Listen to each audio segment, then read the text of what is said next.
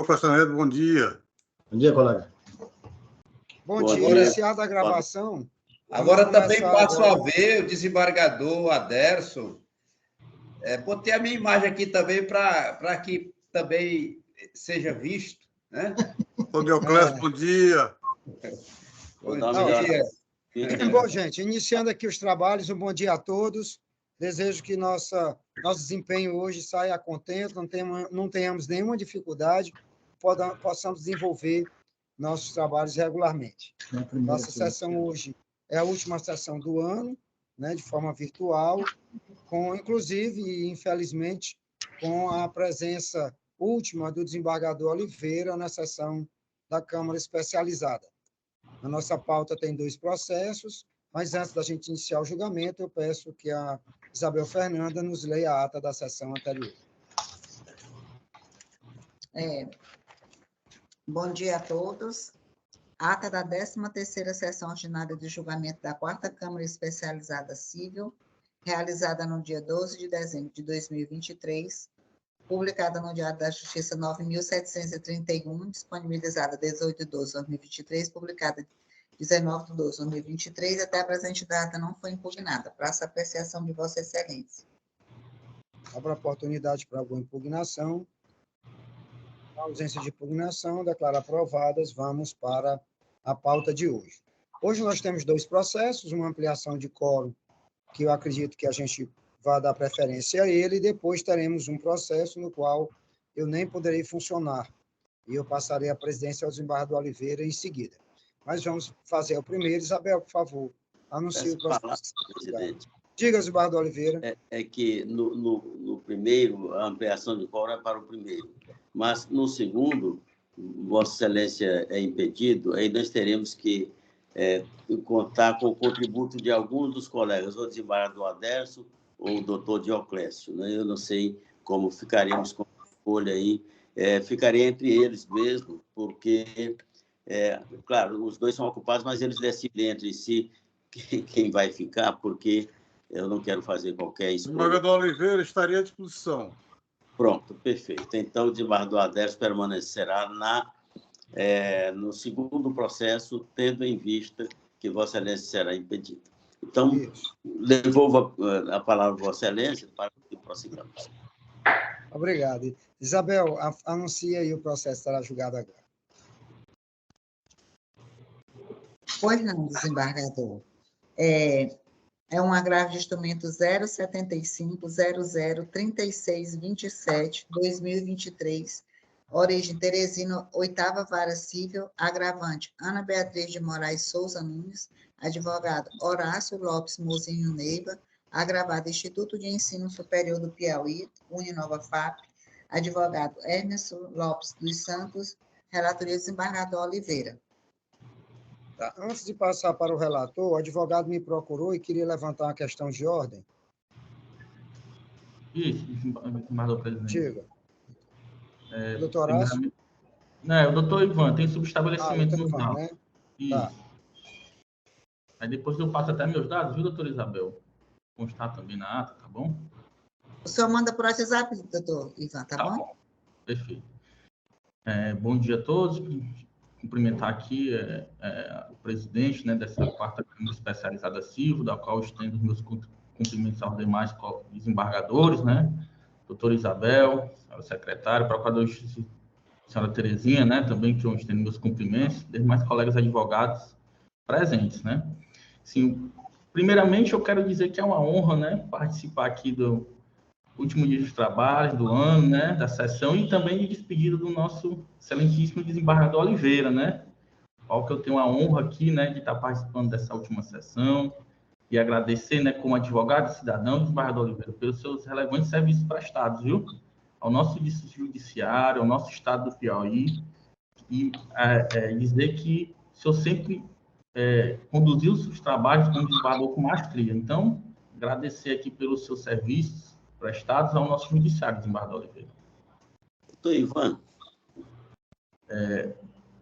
Vamos lá, passando assim para a questão de ordem, né? Assim, a questão de ordem suscitada pela... Doutor Ivan. Oi. Pediria 1 minuto, Vossa Excelência, antes de Vossa Excelência opor sua questão de ordem. porque, para me justificar de uma falha minha cometida, deixei de cumprimentar a doutora Terezinha Marques, nossa ilustre e digna procuradora de justiça, que tanto serviço tem prestado a essa Câmara. E deixei de cumprimentar também aos advogados aqui presentes, dentre eles, Vossa Excelência, doutor Ivan, doutor Gabriel, doutor Paulo, doutor Felipe, e, bom, doutor Matheus, não sei se tem mais, pois bem. Então, me desculpem, sintam-se cumprimentados, doutora Terezinha também, peço desculpas, e foi um incidente que eu não pude abrir no computador e não vi a imagem de todos. Eu estou aqui com o celular, mas está dando certo. Desculpe aí, devolvo a palavra, doutor Ivan. Certo, desembargador, muito obrigado. Sim, voltando à questão de ordem, a questão que a parte agravante suscita, a defesa da parte agravante vem suscitar, a questão de ordem é sobre a impossibilidade da ampliação de quórum no caso do julgamento do presente agravo. Na sessão anterior, né, que foi suspensa e adiada para a questão de ampliação de quórum, previsto no artigo 942, né, parágrafo 3º, inciso 2 do Código de Processo Civil, assim, a defesa entende que não pela impossibilidade de ampliação de quórum, porque o artigo é bem claro, né, desembargador João Gabriel, desembargador Aderson, o artigo fala assim, vou ir bem aqui para transcrever, né, que quando o resultado não for unânime, caberá, no caso do agravo de instrumento, quando houver reforma da decisão, que julgar parcialmente o mérito. Não houve julgamento parcial de mérito no processo de origem. Trata-se de uma tutela provisória, né? Uma tutela antecipada. Não houve, a juíza não adentrou parcialmente o mérito. E tanto é uma decisão precária de desembargador João Gabriel, desembargador Oliveira, doutor Dioclésio, desembargador Costa Neto, desembargador Aderson, que se for julgado o mérito, se for proferido sentença, o agravo perderá o objeto, né? Assim, não se adentrou parcialmente ao mérito na origem. A gente está discutindo só a questão da não proferida em tutela provisória, né? Uma decisão precária. Então, o que a defesa da parte agravante requer é que seja retomado o julgamento com proclamação do resultado, que foi o provimento do agravo de instrumento por maioria de votos, 2 votos a 1, né, com a divergência do doutor Aderson. E aqui eu quero só finalizar que não querem desprestigiar o doutor Dioclésio, desembargador do Costa Neto, né, até porque eles contribuem, né, valorosamente, inclusive para o debate, está presente questão de ordem, mas é para uma questão objetiva, né, de lei, assim, que prevê que quando acabe agravo de instrumento, quando se tem reforma da decisão que adentrou no mérito. Aqui a gente não adentrou no mérito na origem, né? É uma decisão precária. Então, que se requer que seja proclamado o resultado e que seja revisto o posicionamento de apreensão do quórum por esta Câmara. É o que se requer, presidente. Obrigado, doutor Ivan. Desembargador Oliveira, relator do processo, com a palavra. Presidente, o desembargador Gabriel, senhores desembargadores, desembargador, no caso específico, o desembargador Aderson, que propôs a sessão quando da votação desse processo, de fato, eu, somente depois que terminou a sessão, enfim, que houve aquela manifestação em relação à minha despedida na semana passada, foi que eu lembrei que, em se tratando de agravo de instrumento com mero pleito de deferimento liminar, não é caso de rejulgamento com Câmara ampliada. Então, ficaria, assim, nesse caso, mantida a decisão por maioria, vencido o entendimento do desembargador Aderson, que eu respeito, ele vem se manifestando assim no seu entendimento, acho que desde a vara de fazenda que eu ocupava, de modo que o meu ponto de vista é que seja mantido o julgamento, como ficaram, não é? Por maioria, e que Vossa Excelência, desembargador João Gabriel, dê aí vamos dizer assim, manifeste quanto ao resultado do julgamento. Seria isso. Obrigado, desembargador Oliveira. Bom, em relação a isso, já tinha conversado sobre a matéria com o doutor Ivan, quando ele me procurou, E uma coisa me chamou a atenção. A gente sabe que o agravo de instrumento não é automático a convocação para o quórum ampliado, considerando que ele tem restrições. E uma das restrições que foi trazida é quando não se adentra ao mérito da questão. E aí veio aquela dúvida. Ora, qual é o objeto da ação? O objeto da ação é a transferência da aluna de Parnaíba para Teresina, da faculdade de lá para a faculdade daqui. Esse é o objeto da ação. O que é que a liminar disse? Vamos provisoriamente autorizar a transferência. Então, eu acho que adentrou ao mérito e não perde o objeto, porque ela, por ser precária, ela automaticamente teria que ser mantida ao final. Mas que a gente sabe que, se houver uma demora com a liminar concedida, acaba o aluno já se formando e perdendo o objeto, não em razão de ter sido antecipada a tutela, e sim em razão do tempo decorrido. Então, isso traz um impasse em relação a essa questão, porque eu, nesse momento, estou entendendo que está adentrando ao mérito, porque eu estou antecipando a tutela, né, ainda que... E não é nem parcial, é total, porque o objeto é esse, é a transferência, e eu estou autorizando a transferência, ainda que de forma precária no liminar. Então, por essa razão, eu entendo que deve ter o quórum ampliado. Escuto o desembargador Aderson sobre a questão de ordem. Também compreendo assim com Vossa Excelência, desembargador Gabriel, nem porque a matéria seria totalmente inovadora no Tribunal de Justiça do Estado. Eu compreendo até que no desembargo declaratório, quando esse não adentra ao mérito, não modifica a decisão embargada, é o caso de se ampliar o quórum, tudo bem. Mas no agravo de instrumento é a decisão totalmente satisfativa, tá? Eu também compreendo, assim, com Vossa Excelência, é o caso de ampliar o quórum, uma vez que mantida a liminar, essa atende à pretensão da parte, tá? Em razão disso e diante de tudo aquilo que o tribunal e suas câmaras vêm compreendendo, eu acompanho o raciocínio de Vossa Excelência nesse sentido. Bom, então, resolvida a questão da ampliação de quórum, Bardo Oliveira, eu lhe dou a palavra para o senhor fazer a apresentação do seu relatório, para, em seguida, a gente poder ouvir os advogados. Desembargador Gabriel, se Vossa Excelência me permite, só para fundamentar a nossa compreensão, parágrafo 9º do nosso regimento interno, de seu artigo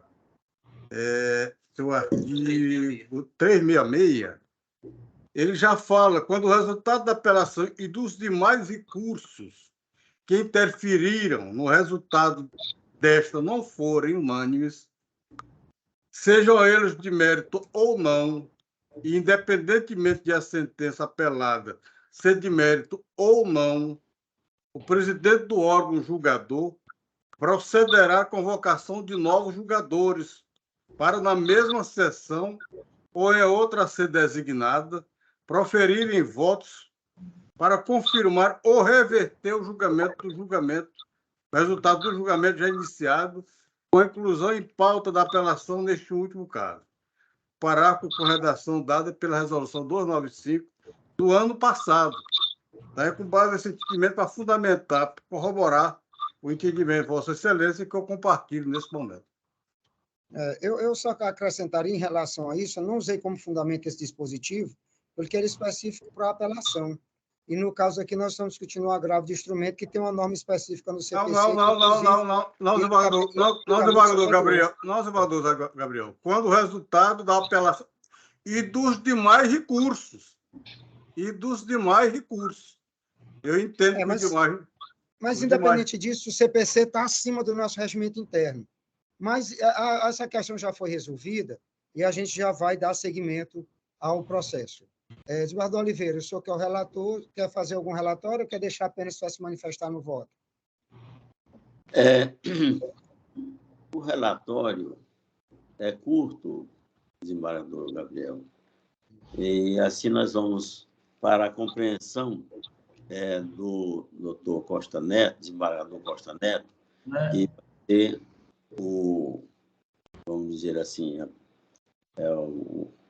o membro que vai votar nessa Câmara, que já não precisa ser ampliada. Mas nós somos 3, eu, Vossa Excelência, o desembargador Aderso, desembargador Costa Neto, 4, e o desembargador Dioclésio.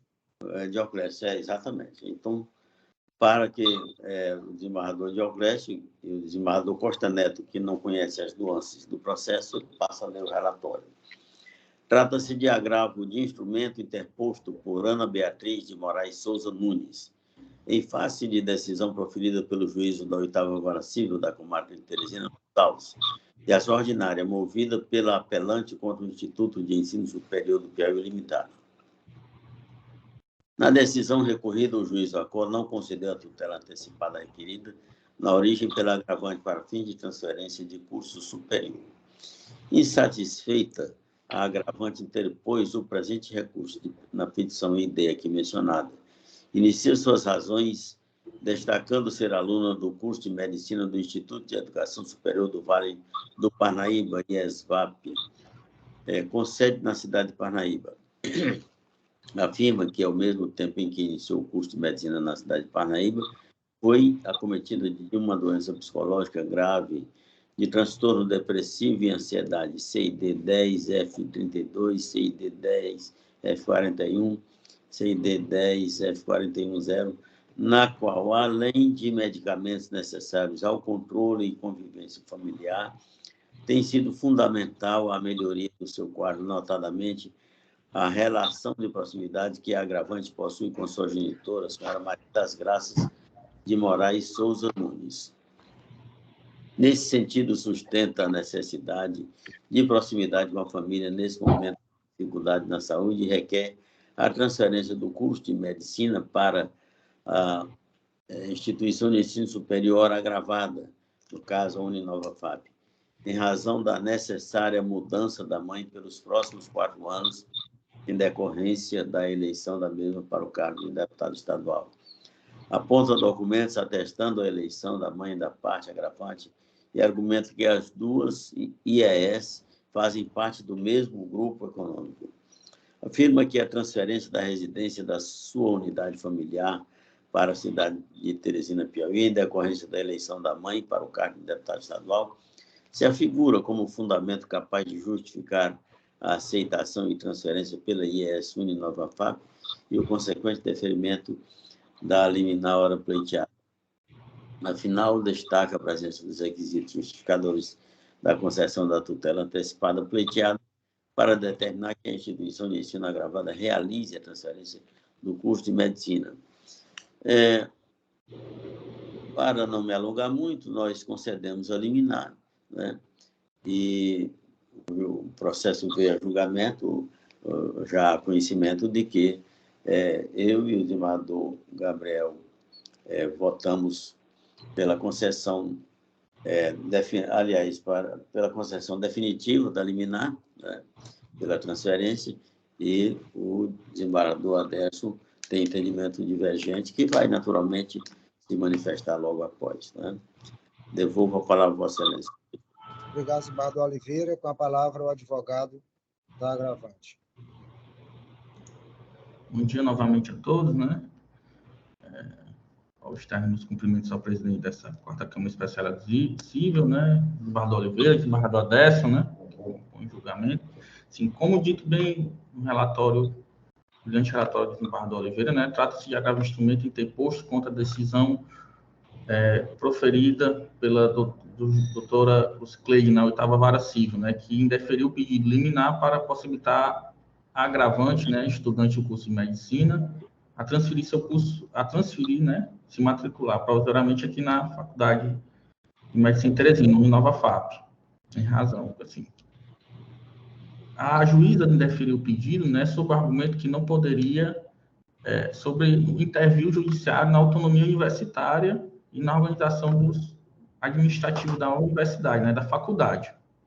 Pois bem, tem argumento agravante que essa intervenção, a imparcial intervenção do judiciário na autonomia universitária não é absoluta em casos específicos excepcionais, como é o caso da agravante, que é por motivo de saúde, né?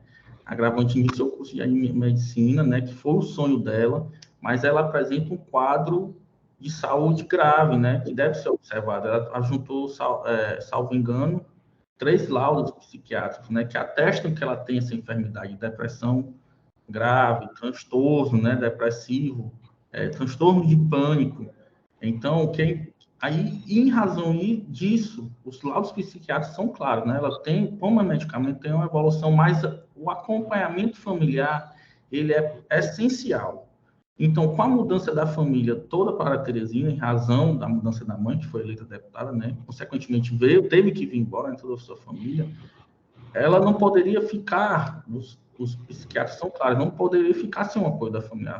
O seu tratamento de saúde é essencial ao apoio familiar. O motivo pelo qual requereu a mudança, a transferência do curso de medicina para o curso de Parnaíba, para Teresina, para continuar seus estudos, né? Para conseguir a sua graduação consciente em medicina e entrar, consequentemente, no mercado de trabalho.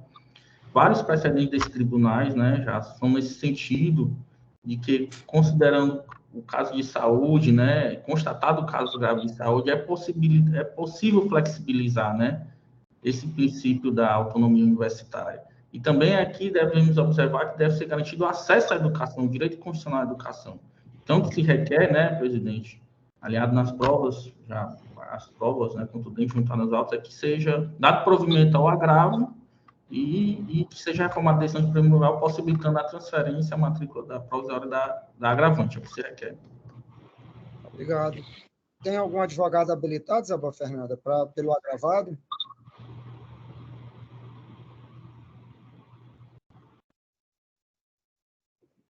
Os senhores presentes, advogados, que se encontram, algum está habilitado como representante da agravada? Não? Então, vamos passar a palavra ao relator para ele relembrar aí a sua fundamentação e seu voto. Oi, Bebel. Perfeitamente, presidente. Oi? Posso, doutor Isabel?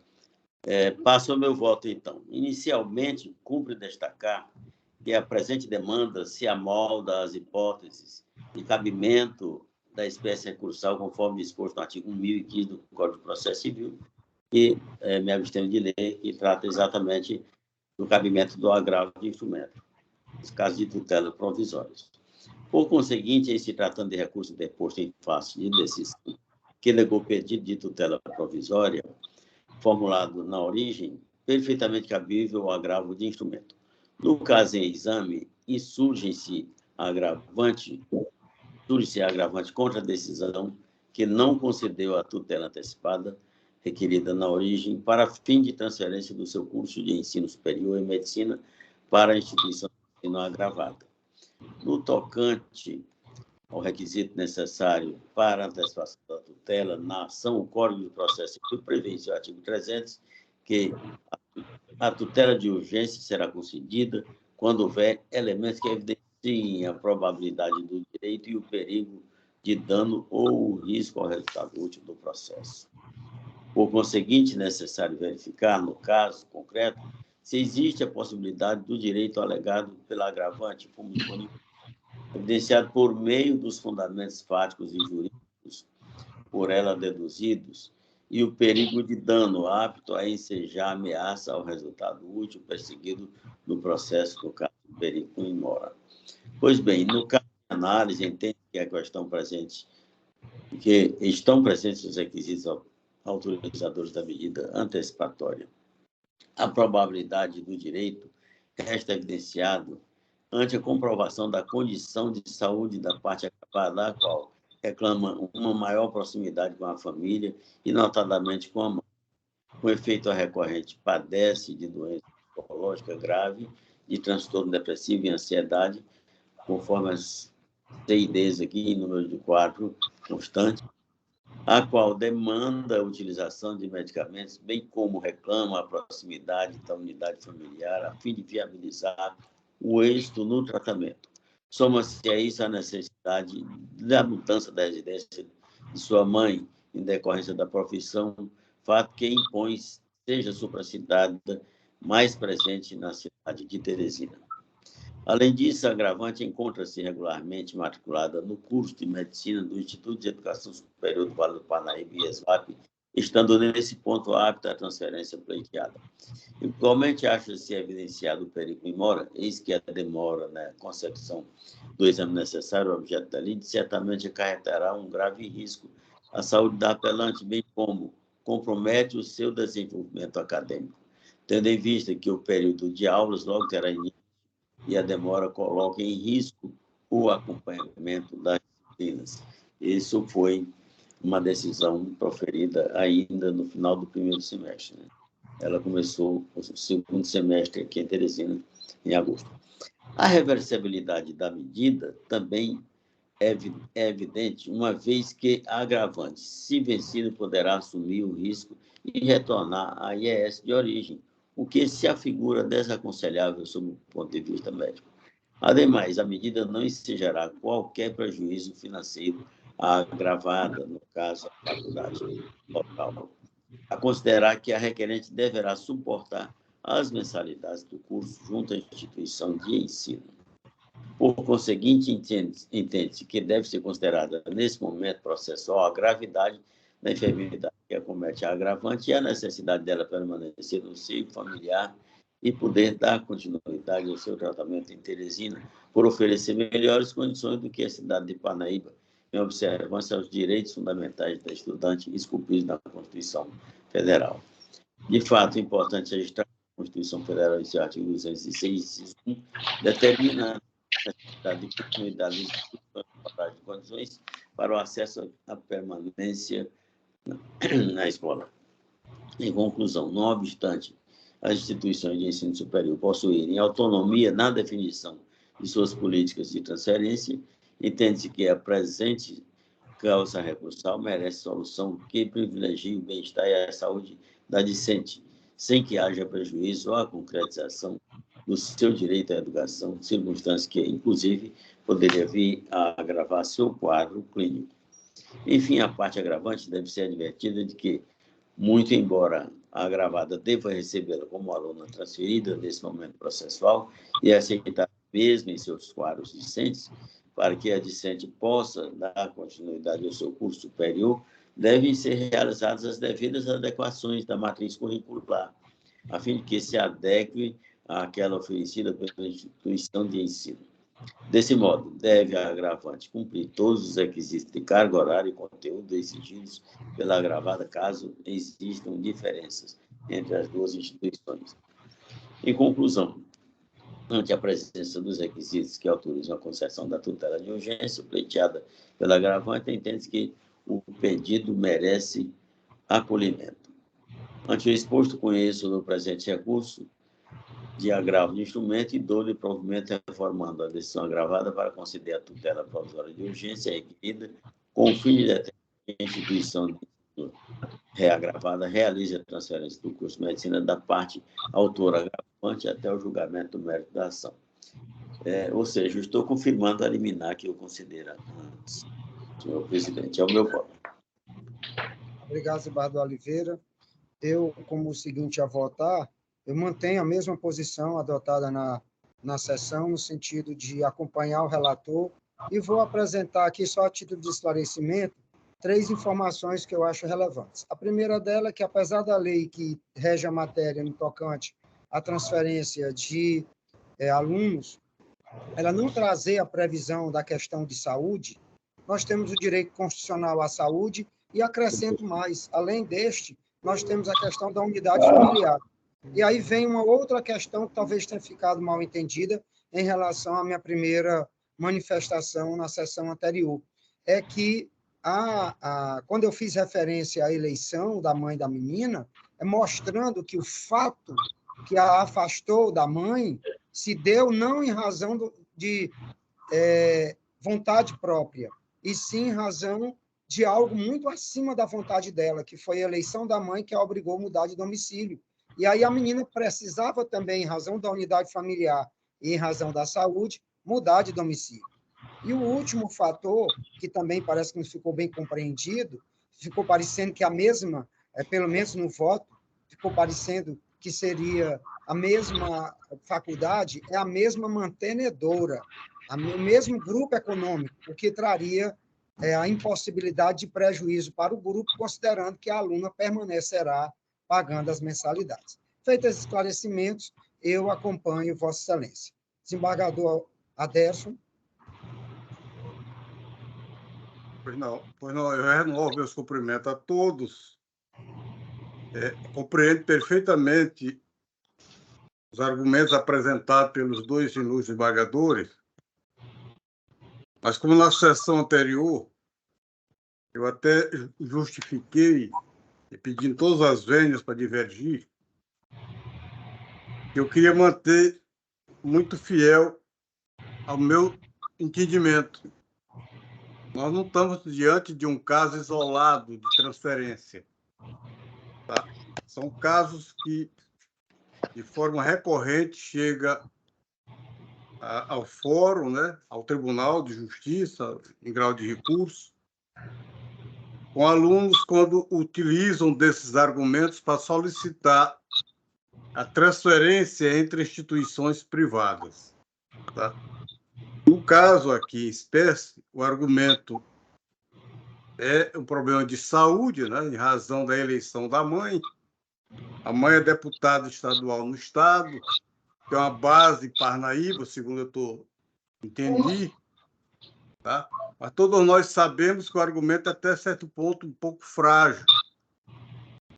O deputado, em regra, não reside em Teresina, e sim na sua base principal, da política, né?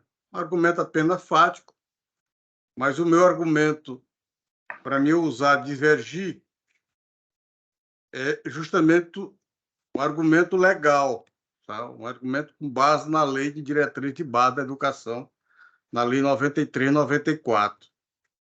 Como se percebeu pelo luminoso voto do ilustre relator, o cerne do presente recurso é a possibilidade de transferência da aluna do seu curso entre instituições de ensino em razão de problemas de saúde da aluna.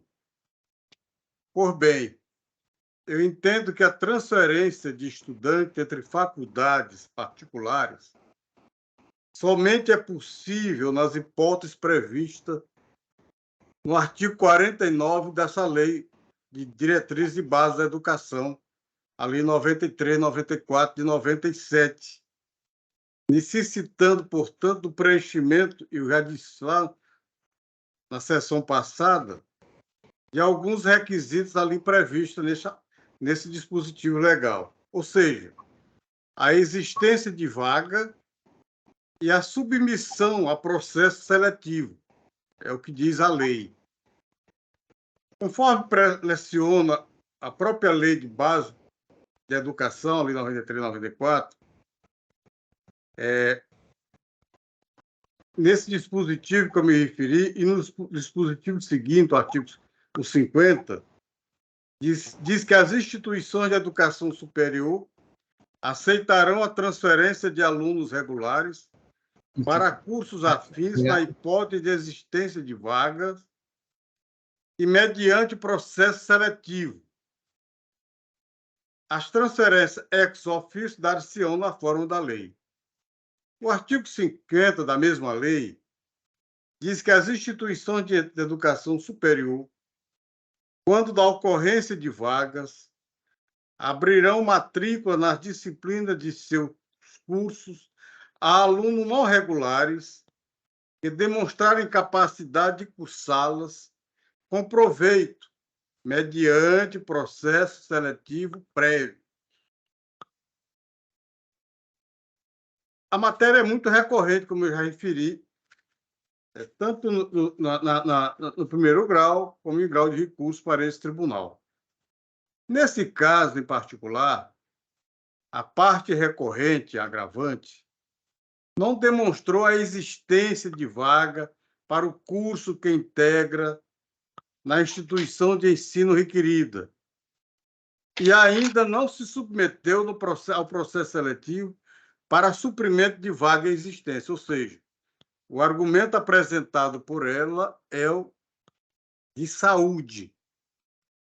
Ela está com problema de saúde e precisa estar próximo da família.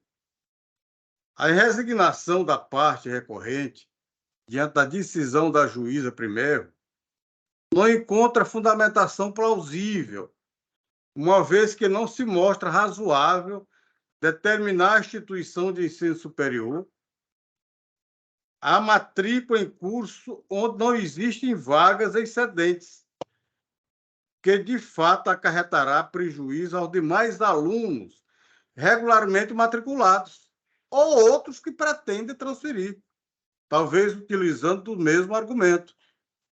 Aliás, entendimento contrário configurar-se-ia em uma decisão sem respaldo jurídico para determinar que um aluno passe a ocupar a vaga daquele que se submeteu ao exame seletivo para obtenção de vaga existente. Desse modo, com todas as vênias, entendo não haver razão à recorrente, ainda que sua situação de saúde inspire cuidados. Nesse sentido, eu menciono aqui duas jurisprudências. Uma jurisprudência do STJ e uma jurisprudência aqui do nosso tribunal, da lavra do eminente desembargador Raimundo Nonato da Costa Alencar. Na primeira jurisprudência, da lavra do ministro Benedito Gonçalves, eu vou ler apenas aquilo que interessa, ele diz que a ausência dos requisitos, apelação improvida na espécie, embora os documentos anexados evidenciem o problema de saúde da recorrente, sintoma depressivo, associado a transtorno de ansiedade, não há norma legal que ampare a sua pretensão de transferência do curso de medicina da UFT para o curso idêntico na mesma universidade.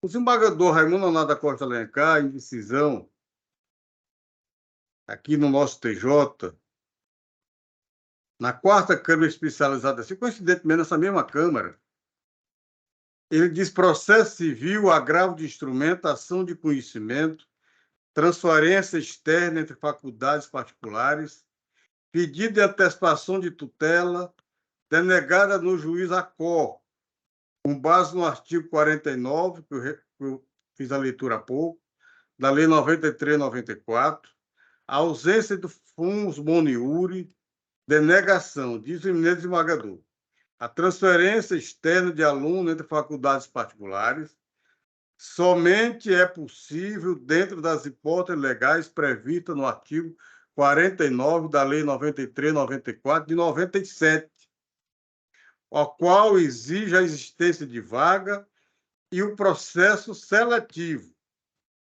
Portanto, com todas as vênias que eu peço aos dois ilustres embargadores, não sendo acometimento de doença pelo estudante uma situação prevista para a concessão da matrícula em outra instituição de ensino, deve prevalecer a autonomia da universidade, a quem sabe, mediante juízo de oportunidade e conveniência, apreciar o pleito, observando a existência de vaga e o princípio da isonomia, ou seja, a oportunidade a todos aqueles que pretendem disputar uma vaga de transferência de uma faculdade para uma universidade, nesse caso, em Teresina.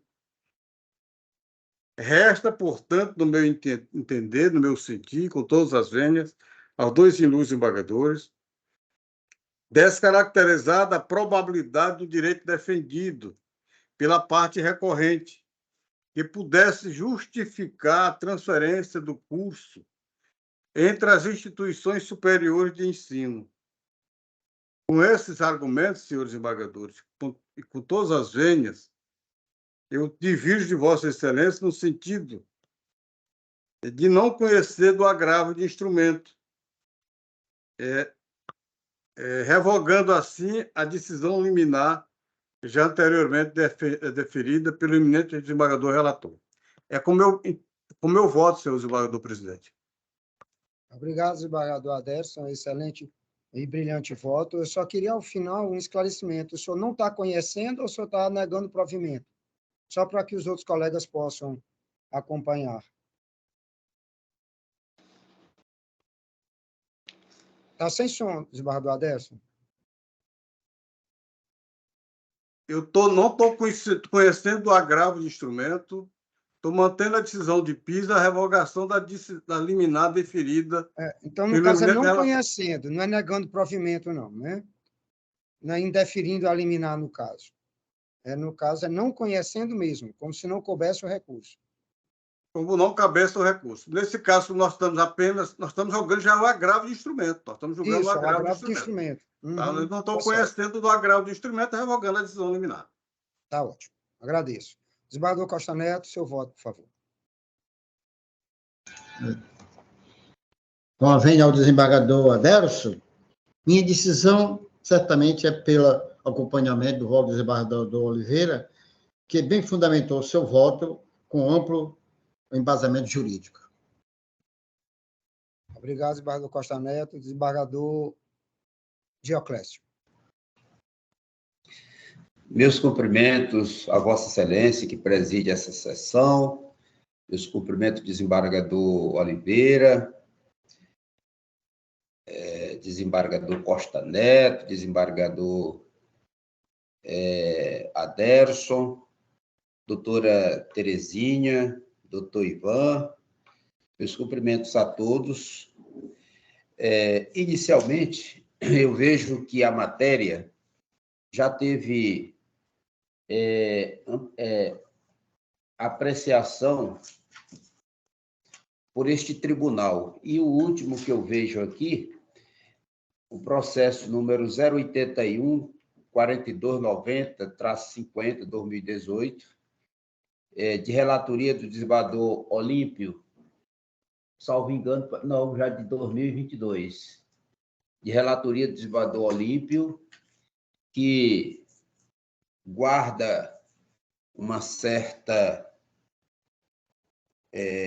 semelhança com o caso Orem Apreço, que trata de questões de saúde, de aluno que pretende a transferência e, por aquele ensejo, houve o deferimento, né, o acatamento, estudante que precisava ficar mais próximo da família e que era imprescindível a presença da família para que tivesse continuidade satisfatória dos seus estudos. Eu vejo que o direito indeclinável à saúde, à educação, que tem índole constitucional, e a saúde, nesses casos, principalmente de jovens acometidos de depressão e tudo, traz muita dificuldade para a família. No caso da mãe da estudante, no que pese ter atuação em todo o Estado, se trata de uma deputada, a sede do Poder Legislativo é em Teresina e ficaria melhor para acompanhar tanto os estudos quanto a questão da patologia da filha. Então, eu vejo, portanto, que se trata de questão constitucionalmente amparada, tanto a educação quanto a saúde. Não vejo imiscuir na autonomia universitária, vez que não altera a grade curricular, e menos ainda em números de vagas de reserva exclusiva do Ministério da Educação, por meio do conselho respectivo. As faculdades são da mesma índole, são da mesma similitude, particular para particular, de modo que vejo também o voto muito bem fundamentado do eminente relator, e com todas as venhas, desembargador Aderson, peço mais uma vez, venha, e quero acompanhar o voto do eminente relator. Obrigado, desembargador Dioclésio. Então, proclamando o resultado, por maioria de votos, foi conhecido e provido o agravo de instrumento para conceder, autorizar, no caso, a transferência da aluna da IESVAP para a Faculdade de Teresina.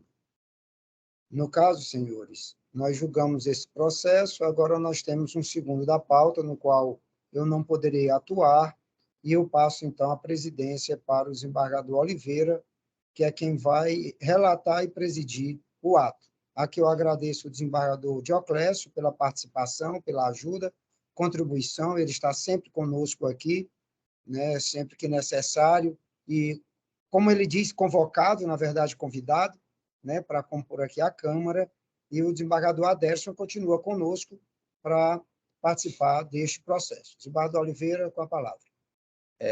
Desembargador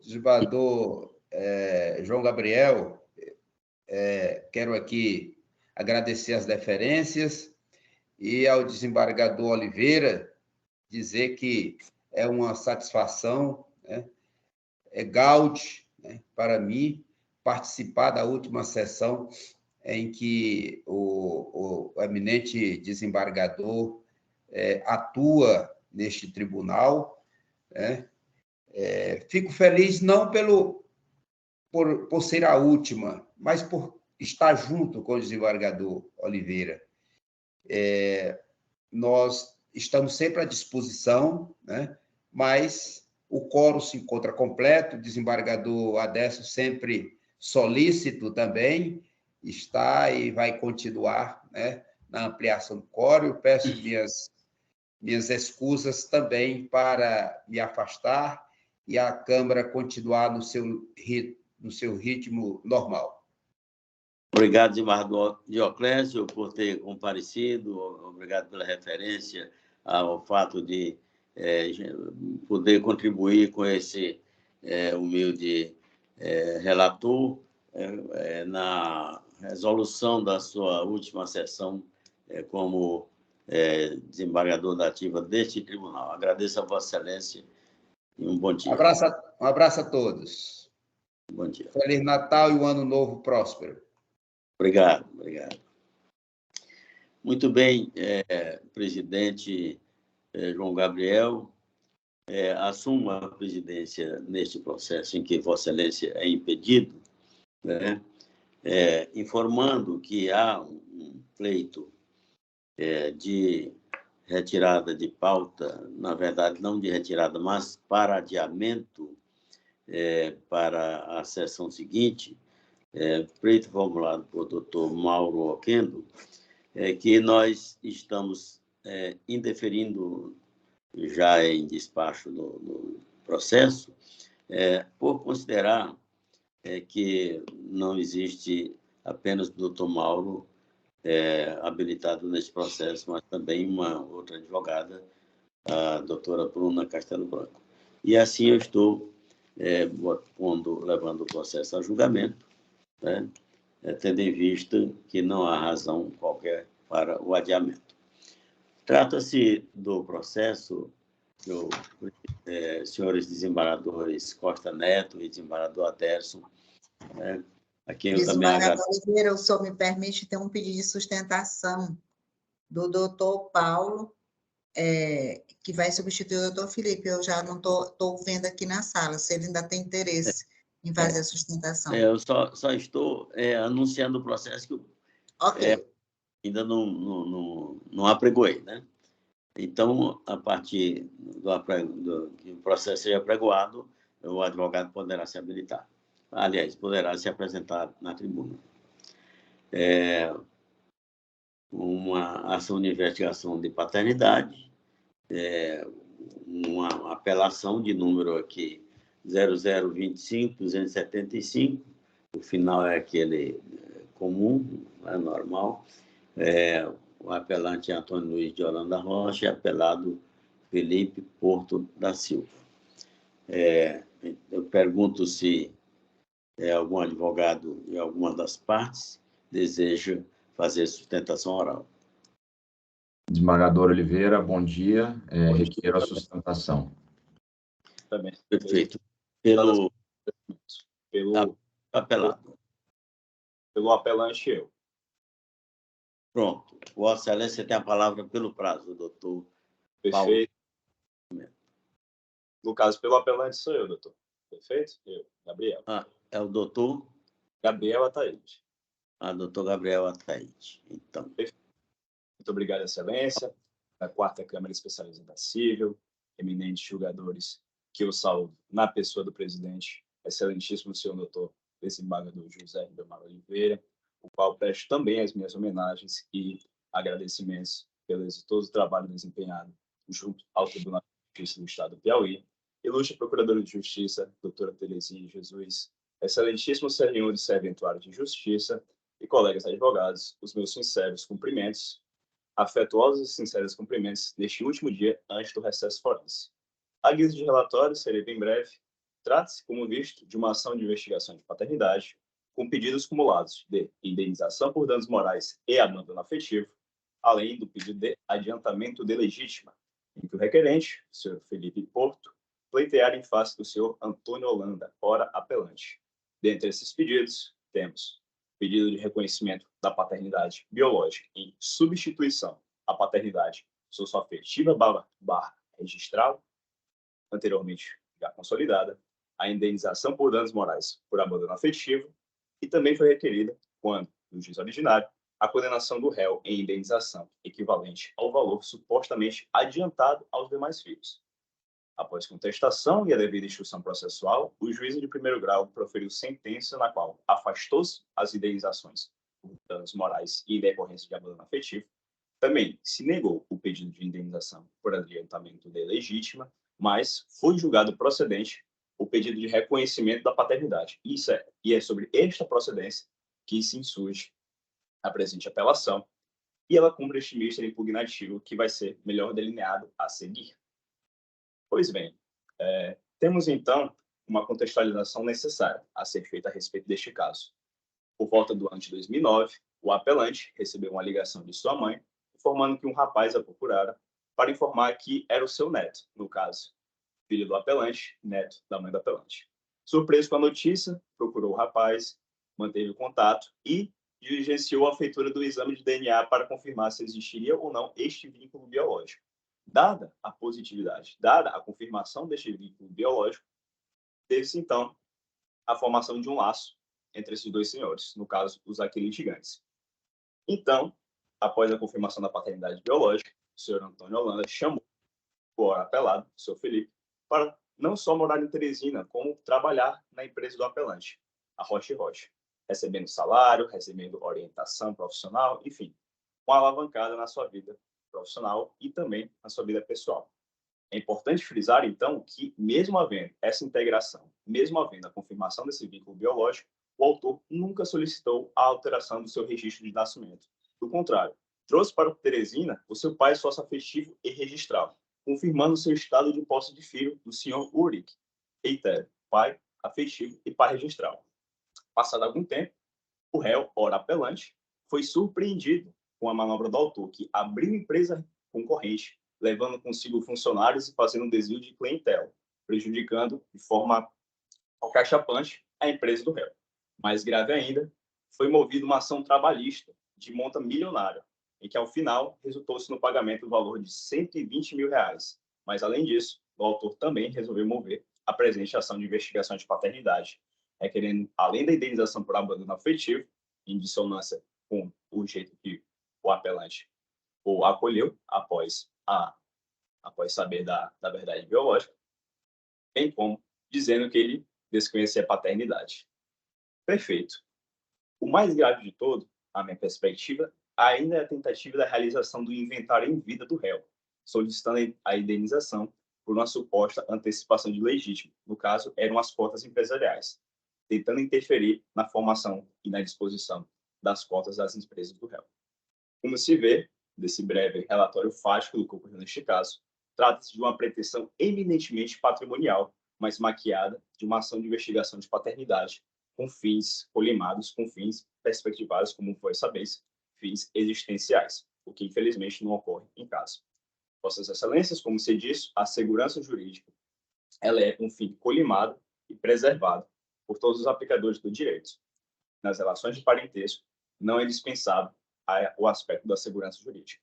E atinente a isto, privilegiando os vínculos socioafetivos consolidados, o legislador, por meio do artigo 1614, estabeleceu um prazo decadencial de 4 anos a contar da maioridade e da ciência da existência de outro genitor, no caso, o vínculo biológico, para o ajuizamento de ação impugnatória, que possa visar recusar, destituir o pai registral e socioafetivo. No presente caso, reitero, quando do ajuizamento da ação, data de 2014, o senhor Felipe Porto, há 5 anos já havia feito e já havia tido noção da verdade biológica por meio do exame de DNA, realizado em 2009. Ou seja, já havia transcorrido esse prazo de 4 anos para impugnação da paternidade socioafetiva. Todavia, outro ponto que vai evidenciar também, não apenas essa decadência, mas com uma dissonância, uma principiologia norteadora do direito familiarista, mesmo convivendo com o senhor Antônio Holanda, quando eles tinham uma boa relação, o senhor Felipe permaneceu no estado de filho do seu pai registral e socioafetivo, o senhor Warwick, até quando ele resolveu, talvez cego por esse ímpeto patrimonialista, demandar a destituição do pai registral em benefício de uma pessoa mais abonada, em substituição, a uma pessoa mais abonada, o ora apelante. Permissa venha, a partir do momento em que tomou ciência da origem biológica e optou por manter essa paternidade socioafetiva registral, e transcorrido esse prazo de 4 anos, prazo decadencial, restou decaído o direito de impugnar esta paternidade registral. Tornou, então, definitiva a paternidade do homem que o criou e o registrou como filho. Reitero, o senhor Warwick. Desse modo, Excelência, não é possível desconsiderar a figura de quem foi sempre o verdadeiro pai do autor, que deu nome, deu sustento, amparo material, moral, dirigiu-se à sua criação, bem como suporte afetiva ao longo de toda a vida, cujo nome já carrega há cerca de 30 anos, descabendo, então, haver essa substituição, essa alteração no registro civil. E se o propósito era conhecer a origem biológica, essa pretensão foi bem atendida pelo exame de DNA, de modo que o transcurso desses 4 anos vai inviabilizar esta destituição e essa mudança, essa modificação na paternidade, não querendo desconsiderar a paternidade já consolidada, a paternidade registral e socioafetiva. Não há, pois, como dar prevalência ao liame biológico em detrimento do liame registral e socioafetivo, dado que não existe hierarquia, bem como as sólidas raízes fincadas, tanto no plano familiar, social e do outro ramo materno, do ramo paterno, no caso do senhor Warwick, dado que essa destituição atingiria inúmeras outras pessoas, não apenas o senhor Felipe e o senhor Warwick, mas todo o laço da família paterna do pai registral. Logo, nesse contexto, não há como afirmar que agora, após consolidado o estado de filho, e após o autor já saber da verdade biológica e ter ficado inerte por 4 anos, que a verdadeira paternidade do autor seja biológica, e esta biológica deva prevalecer sobre a registral e socioafetiva. Não, isso não deve ocorrer. Não deve ser visto também como edificante uma conduta que pretende dar valor maior ao vínculo consanguíneo em detrimento de um vínculo formado com seu pai registral, com exclusivo propósito, com exclusivo ímpeto e intenção patrimonial, como atestado pelo comportamento do autor.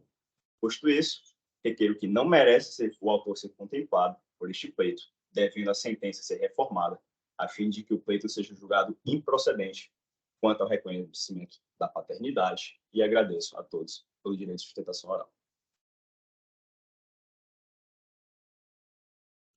Muito bem. Temos advogado da parte adversa. Sim, desembargador Oliveira, pela parte apelada. Pois não, com a palavra, Vossa Excelência, doutor Paulo. Paulo de quê? Paulo Henrique Martins de Souza, desembargador. Doutor Paulo Henrique Martins. Com a palavra, Vossa Excelência, pelo prazo. Muito obrigado. Primeiro, gostaria de dar bom dia a todos os presentes nessa sessão da 4ª Câmara Civil. Em especial, aqui cumprimentar o desembargador Francisco Gomes da Costa Neto, primeira sustentação que faço na Câmara com composição de Vossa Excelência, o desembargador Aderson Antônio Brito Nogueira, o desembargador José Ribamar de Oliveira. Surpresa e grata surpresa esta sustentação como último ato dentro desta Câmara do desembargador, muito me honra estar aqui representando, em alguma medida, a Ordem dos Advogados do Brasil, nesta última oportunidade em contar com Vossa Excelência, aqui, juntamente a esta Câmara Civil. A Procuradora de Justiça, a doutora Terezinha de Jesus Marques, e agradecer também à nossa doutora Isabel aqui, por bem relembrar a necessidade dessa sustentação. Muito obrigado. Bom, indo mais diretamente à nossa questão, são 4 teses que são levantadas no recurso de apelação pela parte adversa, e eu buscarei combater essas 4 teses de maneira muito objetiva na sequência. Antes, porém, haja vista a menção feita pelo apelante em relação às questões que envolvem lides empresariais e trabalhistas, vale ressaltar que elas são estranhas a esta lide, que trata do reconhecimento de parentalidade, e, consequentemente, já foram resolvidas em juízo próprio, e não tem o condão de trazer qualquer consequência jurídica ao desenvolvimento desta lide. Além disso, em relação ao pleito de suposta antecipação de legítima, em realidade de resguardar os futuros direitos sucessórios da parte apelada, também já foram afastadas pelo juízo de primeiro grau e não compõem aqui o objeto desta apelação. Enfim, estamos diante apenas da discussão a respeito da suposta prescrição ou decadência do direito de agir da parte apelada em relação ao reconhecimento da parentalidade. E aí é que estão estabelecidas as 4 teses fixadas no recurso de apelação e que eu chamo a atenção aqui com detalhes mais específicos em relação às contrarrazões já presentes nos autos. A primeira tese, que consta no item 22 e seguintes do recurso de apelação, estabelece que a parte autora, a hora apelada, não poderia constituir novo vínculo de parentalidade. Há aqui um equívoco técnico, haja vista que não se trata de constituição de paternidade. A paternidade não se constitui por decisão judicial. O que constitui a paternidade, em geral, é o vínculo biológico, quando não o vínculo por adoção ou socioafetividade, como é o caso do apelado, que teve o vínculo de parentalidade fixado de maneira inicial pela socioafetividade e que agora vê-se diante desse reconhecimento pelo Poder Judiciário do vínculo também genético ou biológico. Vale destacar aqui que neste ano de 2023, que quase se encerra, nós completamos 60 anos da súmula de número 149 do Supremo Tribunal Federal. Há 60 anos, a Suprema Corte já reconhecia que é imprescritível e, consequentemente, também incaducável a ação de investigação de paternidade.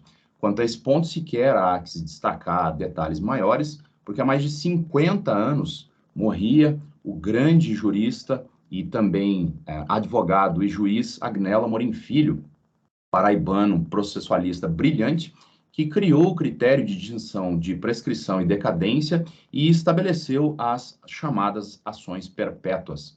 As ações declaratórias, como é o caso do reconhecimento de paternidade, são ações perpétuas e, consequentemente, não se sujeitam a prazos de prescrição ou de decadência. E aí entra a segunda tese, que trata do artigo 1614 do Código Civil, que prefixa o prazo de 4 anos para a impugnação de paternidade. Essa impugnação declarada no registro sem o consentimento do menor. Vale frisar o sem o consentimento. A regra do artigo 1614 é voltada à impugnação daquela paternidade que foi fixada contra a vontade da pessoa. Não é o caso aqui. Aqui, o outrora menor, hoje maior, pretende declarar a paternidade não registrada. É justamente o contrário da previsão do artigo 1614. E esse é o reconhecimento que o Supremo Tribunal Federal e o Superior Tribunal de Justiça têm em inúmeros julgados desde a entrada em vigor do Código Civil de 2002 e mesmo antes da entrada do Código. A terceira tese trata de julgados trazidos aí do Tribunal de Justiça do Estado do Rio Grande do Sul, no item 35 e seguintes da apelação. Esse é um julgado de 2014, esses julgados, porém, são inaplicáveis ao caso em tela. Primeiro, dos 3 julgados que foram colacionados aos autos, um deles não foi recorrido e transitou em julgado no âmbito do TJRS. Os outros 2 foram reformados pelo Superior Tribunal de Justiça.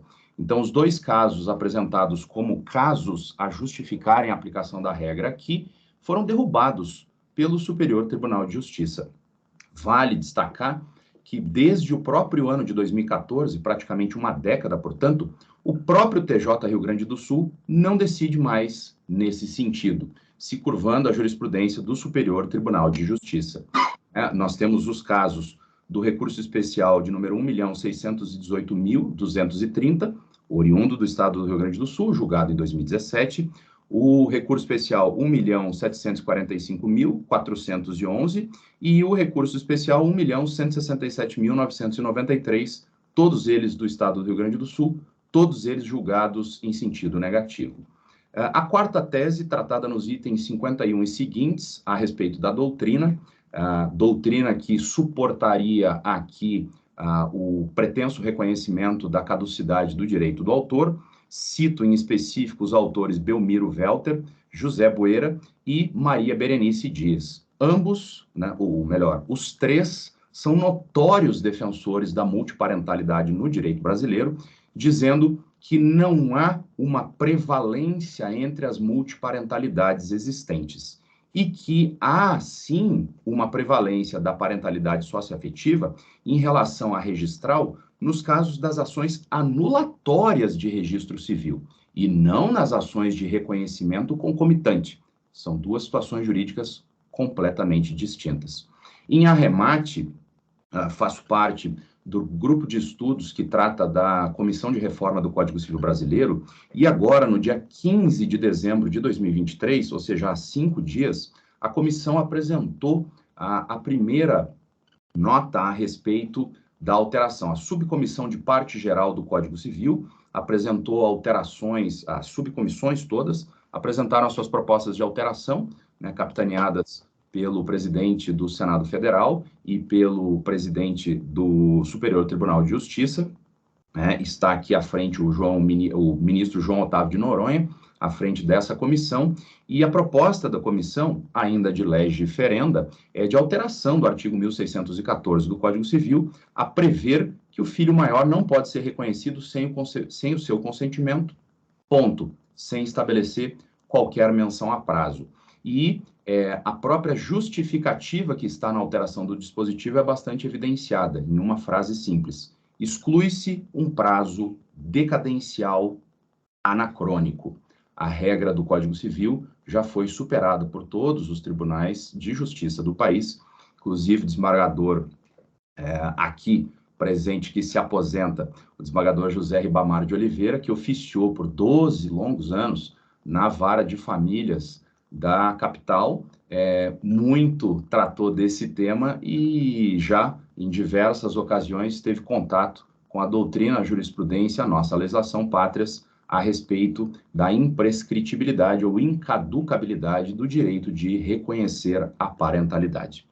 Agradeço a oportunidade de encerrar esta sustentação e devolvo aqui a palavra, agradecendo mais uma vez e saudando aqui mais uma vez o desembargador Oliveira.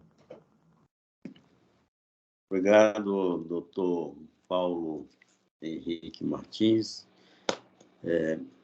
Senhores desembargadores Costa Neto e Aderson Nogueira, passo ao meu voto. Como o relatório é bem curto, é pequeno, eu passo a ler para compreensão maior de Vossas Excelências.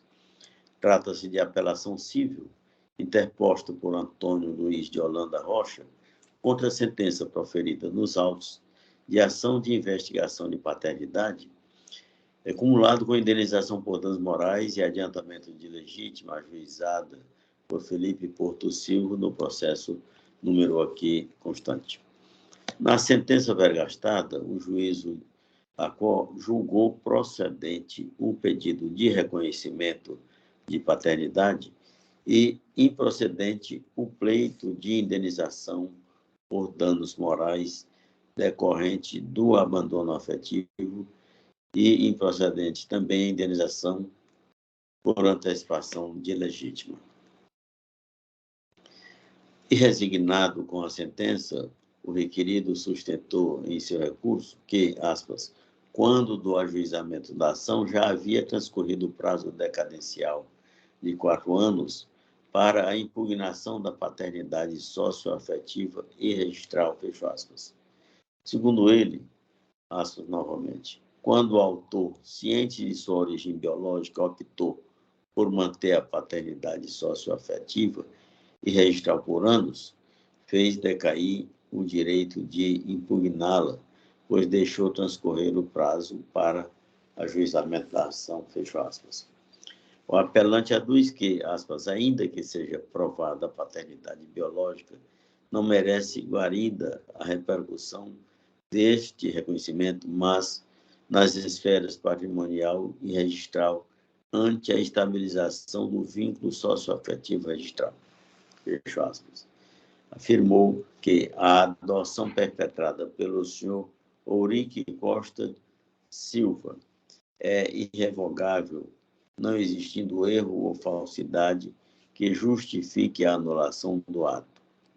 Sustentou ainda que dessa adoção à brasileira, entre aspas, teria surgido paternidade socioafetiva e que a filiação afetiva deve prevalecer sobre a verdade biológica. O apelado, em contrarrazões, defendeu que a defesa elencada pelo apelante em sede de contestação se baseou em contestar o prazo prescricional da pretensão indenizatória prevista no artigo 206 do Código Civil e que, portanto, a preliminar de decadência, por ele ventilada no recurso, constituiria inovação recursal e não deveria ser analisada. O recorrido também declarou que o artigo 1614 do Código Civil não se presta a impedir o reconhecimento de paternidade por parte do genitor daquele filho que procura saber quem de fato é seu pai biológico, ainda que já exista o registro do pai socioafetivo, e que o Supremo Tribunal Federal entendeu ser plenamente possível a chamada dupla paternidade, por estar inserida no registro civil dos cidadãos brasileiros. Não há impedimento de estar inserida no registro civil de nascimento dos cidadãos brasileiros. Retificando. Alegou que não restaram caracterizadas nenhum das hipóteses que justificam a sua exclusão da sucessão, em que, aspas, o que se verifica em verdade é um pai que quer se esquivar da responsabilidade para com o filho, inclusive as de cunho patrimonial, fecho aspas.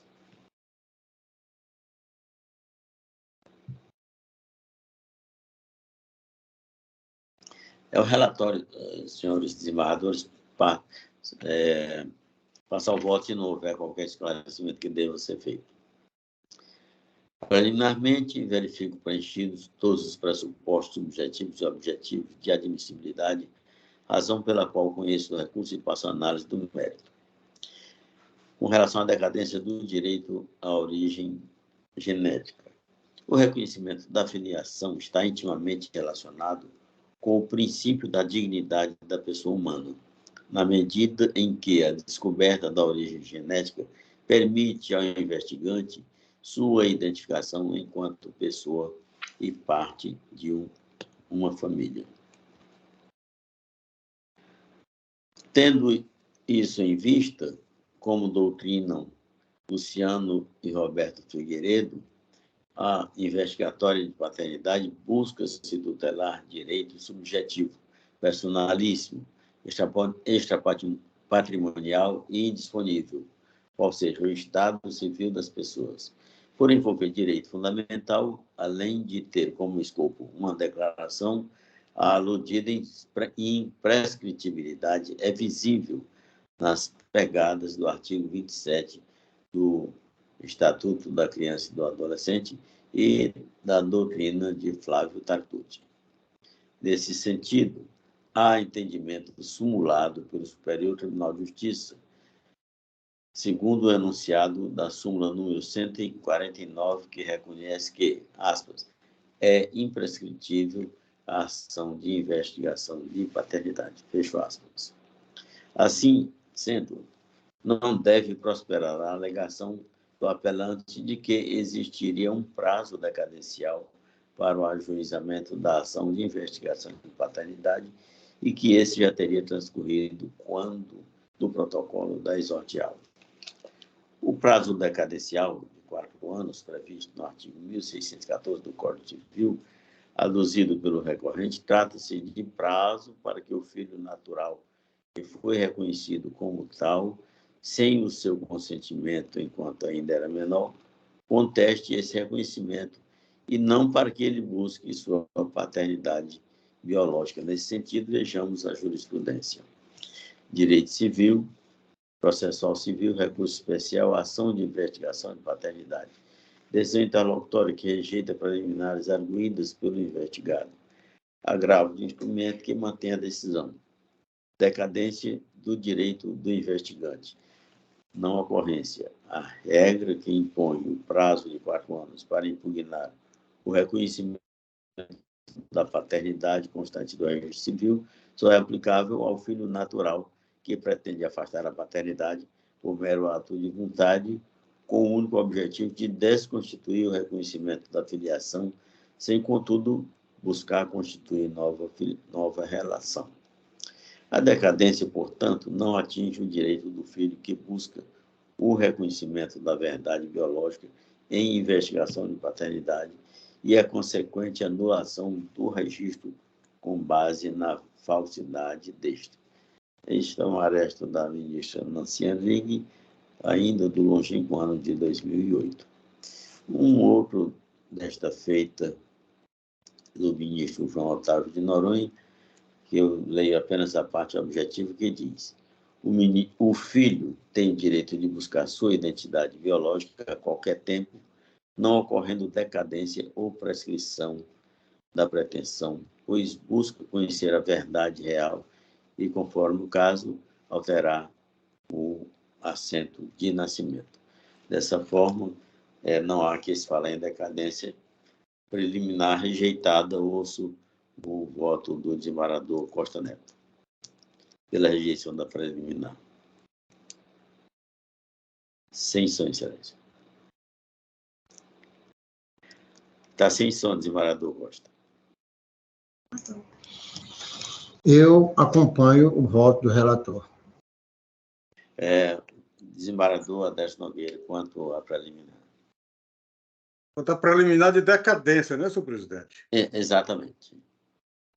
Eu também acompanho Vossa Excelência, né, porque esse prazo de decadencial do 1614 já não era nem uma novidade, né? Já era um prazo, inclusive, já previsto no artigo 4 da Lei 8.560. Tá? Eu acompanho, sem dúvida nenhuma, Vossa Excelência, senhor relator. Obrigado. Prossigo. Com relação à coexistência das paternidades biológicas e socioafetivas, passo a tratar do tema. O Supremo Tribunal Federal, no recurso extraordinário 898.060, com repercussão geral reconhecida, assentou a possibilidade de coexistência entre as paternidades biológica e socioafetiva, afastando qualquer interpretação apta a ensejar a hierarquização dos vínculos. A ementa do julgado é a seguinte: recurso extraordinário, repercussão geral reconhecida, direito civil e constitucional. Conflito entre paternidade socioafetiva e biológica. Pluriparentalidade. Princípio da paternidade responsável, artigo 226, parágrafo 7º da Constituição da República Federativa do Brasil. A compreensão jurídica cosmopolita das famílias exige a aplicação de tutela normativa a todas as formas pelas quais a parentalidade pode se manifestar, a saber: 1. Pela presunção decorrente do casamento ou outras hipóteses legais. 2. Pela decadência biológica, pela descendência biológica, ou 3. Pela afetividade. A evolução científica responsável pela popularização do exame de DNA conduziu ao reforço de importância do critério biológico, tanto para fins de filiação quanto para concretizar o direito fundamental a busca da identidade genética como natural emanação do direito de personalidade de um ser.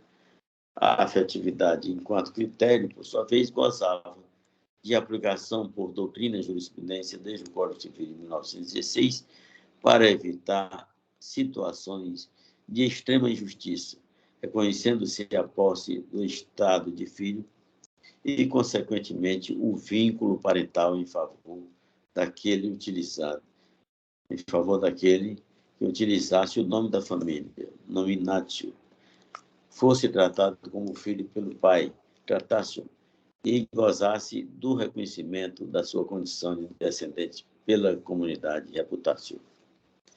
A paternidade responsável, enunciada expressamente no artigo 226, parágrafo 7 da Constituição, na perspectiva da dignidade e da busca pela felicidade, impõe o acolhimento no espectro legal, tanto dos vínculos de filiação construídos pela relação afetiva entre os envolvidos, quanto daqueles originados da ascendência biológica, sem que seja necessário decidir entre um ou outro vínculo, quando o melhor interesse do descendente for o reconhecimento jurídico de ambos.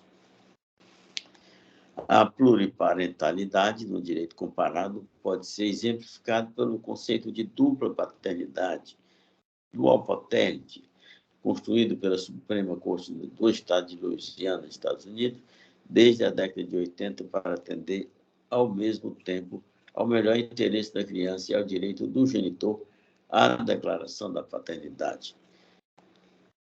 Os arranjos familiares alheios à regulação estatal por omissão não podem restar ao desabrigo da proteção de situações de pluriparentalidade, por isso que merecem tutela jurídica concomitante para todos os fins de direito os vínculos parentais de origem afetiva e biológica, a fim de prover a mais completa e adequada tutela dos sujeitos envolvidos ante os princípios constitucionais da dignidade da pessoa humana, artigo 1º, inciso 3, e de paternidade responsável, artigo 226, parágrafo 7º. Recurso extraordinário que se nega provimento, fixando-se a seguinte tese jurídica para aplicação em casos semelhantes. Aspas, a paternidade socioafetiva declarada ou não em registro público não impede o reconhecimento do vínculo de filiação concomitante, baseado na origem biológica com os efeitos jurídicos próprios, fecho aspas. Processo eletrônico com repercussão geral, ministro Luiz Fux, em julgado de agosto de 2017. Na mesma esteira, vem se pronunciando o STJ. Leio apenas a parte objetiva. A existência de vínculo com o pai registral não é obstáculo ao exercício do direito de busca da origem genética ou de reconhecimento da paternidade biológica. Os direitos à ancestralidade, à origem genética e ao afeto são, portanto, compatíveis. O reconhecimento do estado de filiação configura direito personalíssimo, indisponível e imprescritível, que pode ser exercitado, portanto, sem nenhuma restrição contra os pais ou seus herdeiros. Diversas responsabilidades de ordem moral ou patrimonial são inerentes à paternidade, devendo ser assegurados os direitos hereditários decorrentes da comprovação do estado de filiação. Este é um arresto do ministro Ricardo Vilas Boas Cueva, num julgamento de maio de 2017. No mesmo sentido, é uma jurisprudência também do STJ que diz: o registro efetuado pelo pai afetivo não impede a busca pelo reconhecimento registral também do pai biológico, cujo reconhecimento do vínculo de filiação com todas as consequências patrimoniais e extrapatrimoniais é seu consectário lógico. A jurisprudência desta Igreja Corte é no sentido de que a inexistência de vínculo afetivo entre o investigante e o investigado não afasta o direito indisponível e imprescritível do reconhecimento da paternidade biológica, ministro Raul Araújo, em julgado de outubro de 2018. Dito isso, não merece guarida o afirmado pelo recorrente, segundo quem a existência da paternidade socioafetiva, segundo o qual a existência da paternidade socioafetiva, reconhecida no registro civil, impossibilitaria o reconhecimento da paternidade biológica, devendo aquela prevalecer. Ademais, o disposto no artigo 1604 do Código Civil não se aplica à pretensão deduzida desses autos, uma vez que não se busca aqui a anulação de registro civil por parte do pai registrado. Outro sim, são irrelevantes as discussões acerca das razões que motivaram o apelado a perseguir sua paternidade biológica. O reconhecimento da paternidade biológica é um direito constitucionalmente previsto e garante a todos os filhos os mesmos direitos e qualificações. Por fim, conforme o artigo 1814 seguinte do Código Civil, eventual ato de indignidade do apelado contra o apelante somente deverá ser analisado quando da abertura da sucessão e do último em procedimento próprio para tanto. Isto posto, ante as razões acima consignadas, voto pelo conhecimento e improvimento da apelação civil interposta por Antônio Luiz de Holanda Rocha, mantendo integralmente a sentença recorrida. É como voto e ouço o voto do desembargador Costa Neto.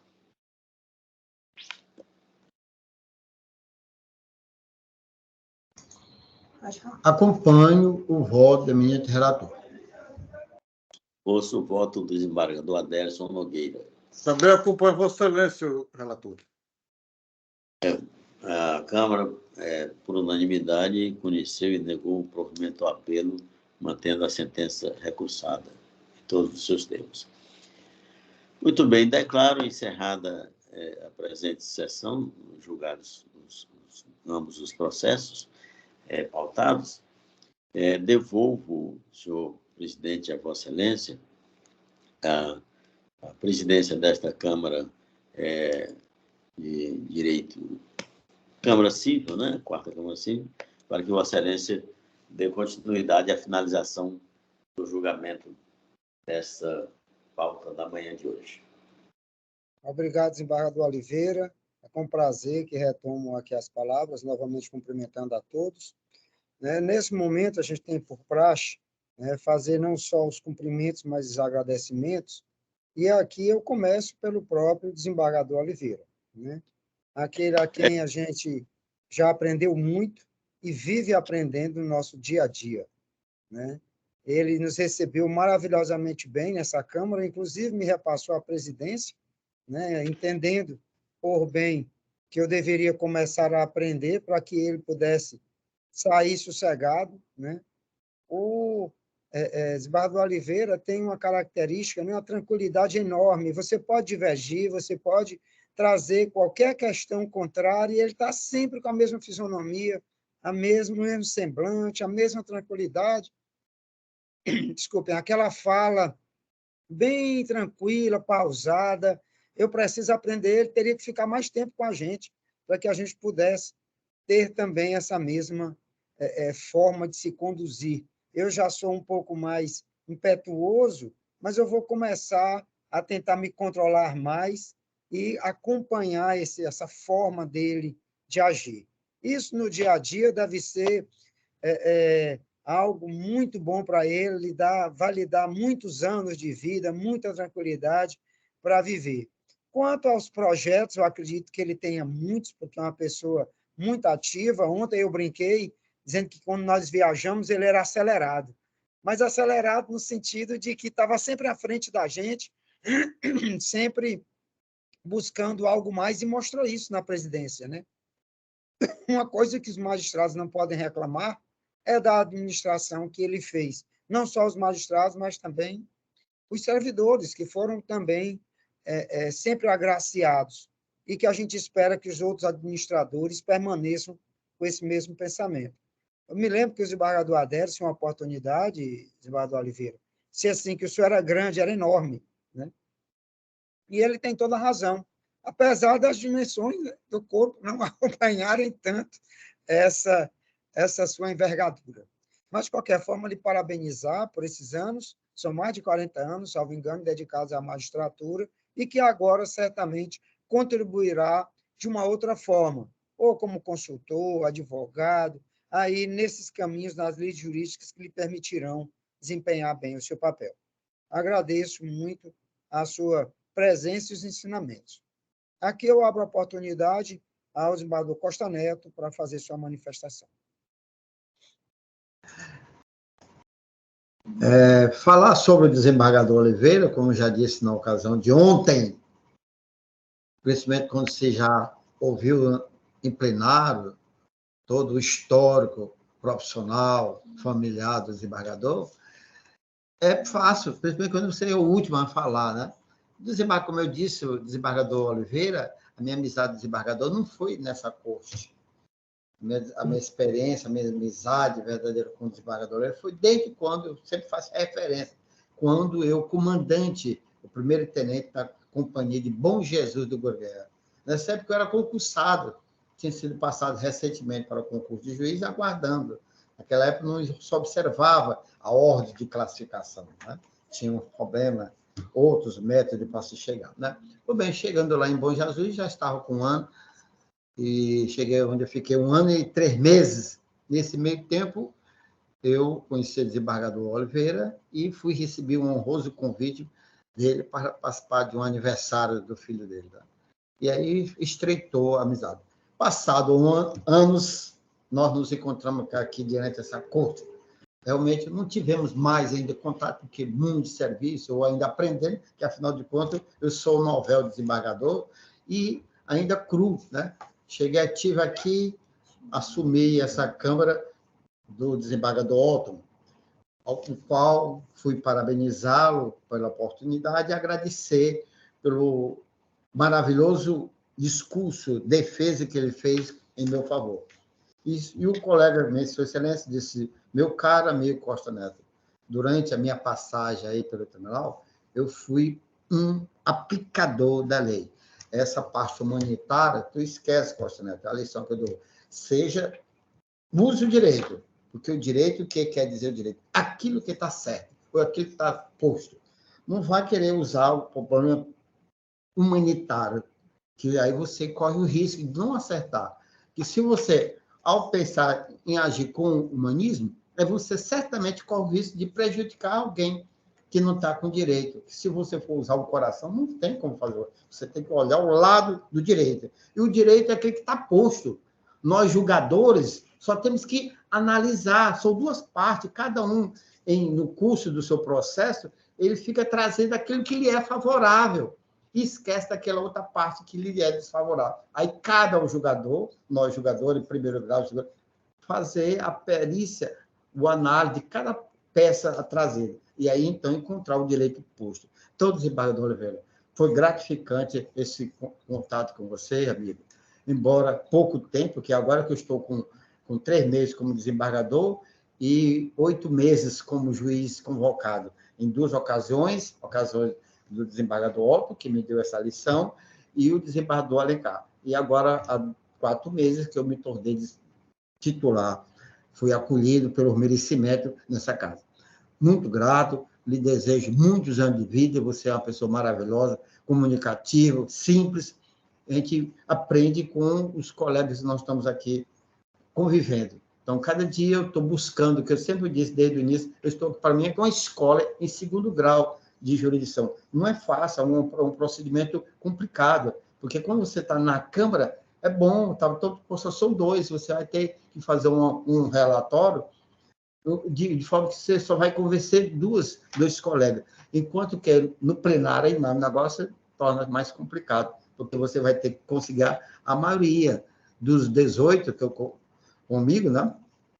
17 votos para você obter a maioria. Então, é um trabalho muito delicado, muito minucioso, você tem que ter uma equipe bem equiparada. Eu fiquei muito cauteloso que eu fui, ao chegar nessa Câmara, não tirei os funcionários deixados pelo desembargador Otton. Fui treinando com ele, apreciando, acompanhando, compartilhando, porque quando eu fui convocado lá de Floriano, eu tinha 4 assessores, só trouxe 2 para cá. O restante, tudo foram os assessores deixados pelo desembargador Otto. E depois, tão logo foi ocupada a Câmara dele por critério de merecimento, que eu não concorri, e logo em seguida veio a vaga pelo critério de antiguidade.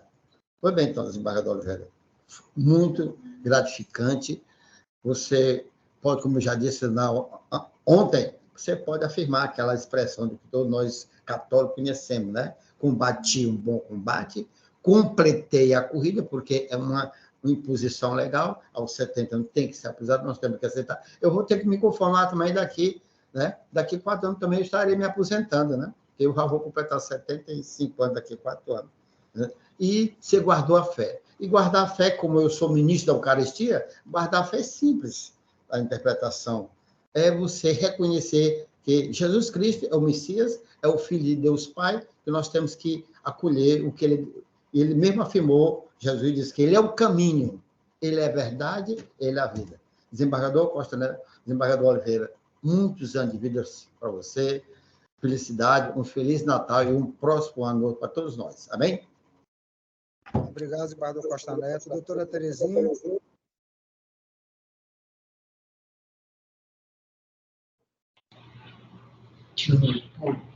Bom dia a todos.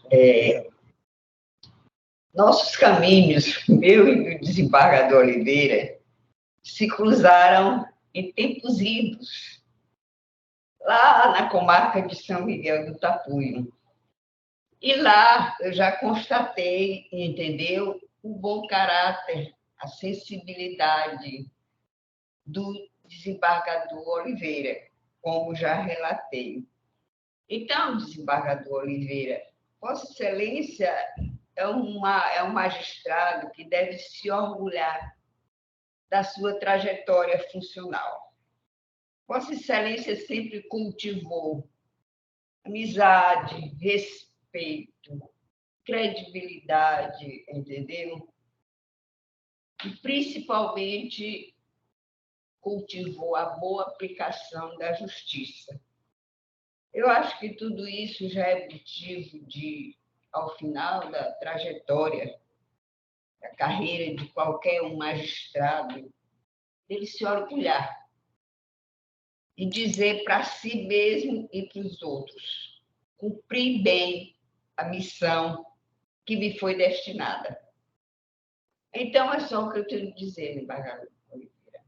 Parabéns, Vossa Excelência cumpriu bem sua missão como magistrado e como amigo de todos os que lhe rodeiam.